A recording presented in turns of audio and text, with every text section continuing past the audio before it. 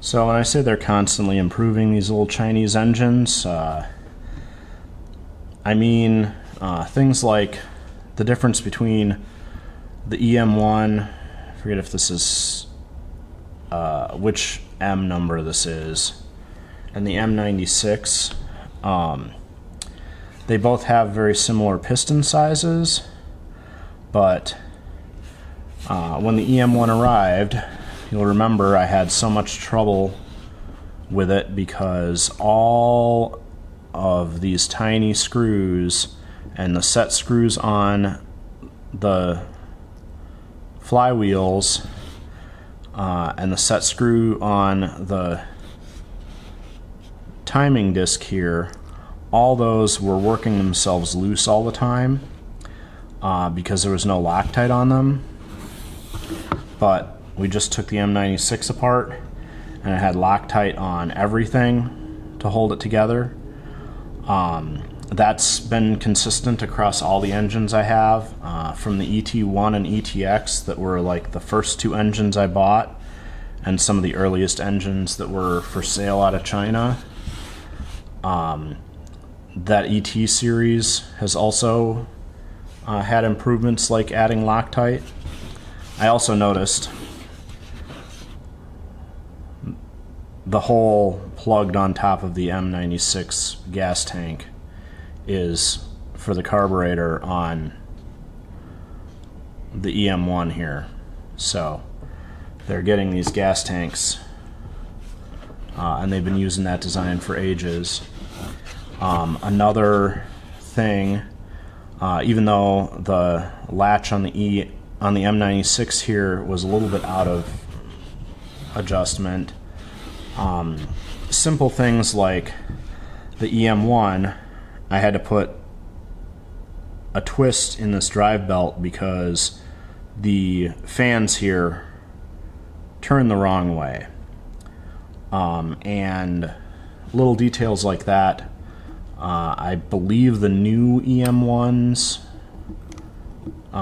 they either twist that belt at the factory or it comes, or they've changed the direction of the fans so that they blow across the cylinder instead of pulling air away. Other, fit and finish things. You can see the two bases are vastly different even though it's a similar size engine. And they've got this new ignition box that's even more compact and just takes one battery. I don't know how well those will last, but the old style with the 3 battery pack that was coming in most of these engines was still pretty compact, and I do like the smaller bases they've started to use. So yeah, the Chinese engines are just really top-notch these days. And they keep making improvements, and I'm always impressed when I get a new engine to discover the little upgrades that they've started to incorporate. Like I said, the ET series, my early ones didn't have any Loctite and were a little rougher around the edges, and then when I bought ones about a year ago, so even just a year after they began major production for some of these engines, they had started incorporating Loctite and other minor improvements based on the videos that we've been making online describing improvements in the engines. And of course, I think we've all seen the new R18 that's coming in a beautiful red color, and that is in part responsible for another channel that painted their engine up really pretty, and there was so much demand from people asking for engines that were already in livery that they released a new version of the R18 in that beautiful red color.